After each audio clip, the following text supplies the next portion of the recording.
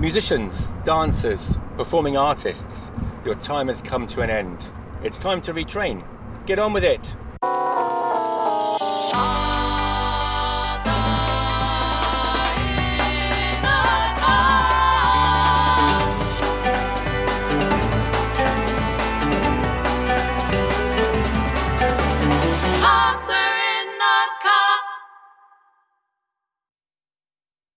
Over the past couple of weeks, there's been some interesting conversations surrounding the suggestion that artists in the UK need to retrain. Before I go into that, I'd like to mention one important thing. Now, many of you know that I have travelled extensively and I've performed and played concerts in some of the most weird and wonderful places on the planet. And let me say this, countries that stifle and put limits on creativity and creative voices are among the most dry, dysfunctional societies that we have. And so at this time, artists don't need to hear suggestions of limitation and retraining. They need to be encouraged, because already before COVID-19, life was already difficult for some of us in terms of the freelance performers. It was often hand to mouth. And I think that in this time we need encouragement and not discouragement. And that statement regarding the retraining of artists is a challenging one for most of us.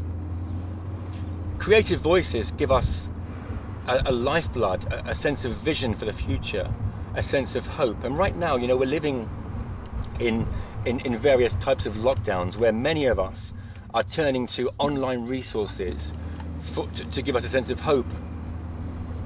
And we're watching films, we're watching concerts, we're watching all kinds of creative efforts in attempt to be inspired and be driven by hope instead of fear. And so how about this? We understand that there is a lack of money right now. We understand that most countries are in crisis financially because of the lockdowns and the lack of business. But before one makes any rash decisions about what artists should be doing, I think artists need to be encouraged. Words of encouragement are more useful than words of discouragement. Creativity is the language of the people, and when expressed in the right way can bring hope to a nation. For those of us engaged in creativity for a living, most of us wake up every morning and it's a recommitment to say, yes, I will continue. Regardless of financial pressure, regardless of this or that, we keep going. The UK is known for its creativity. When you travel around the world, people have a huge respect for British artists because they have been the voices of the future. They've been the voices in times of trouble. Of course, there needs to be discussion surrounding the future of the performing arts, and changes may have to be made. However, starting that conversation with statements that artists need to retrain is not going to be helpful.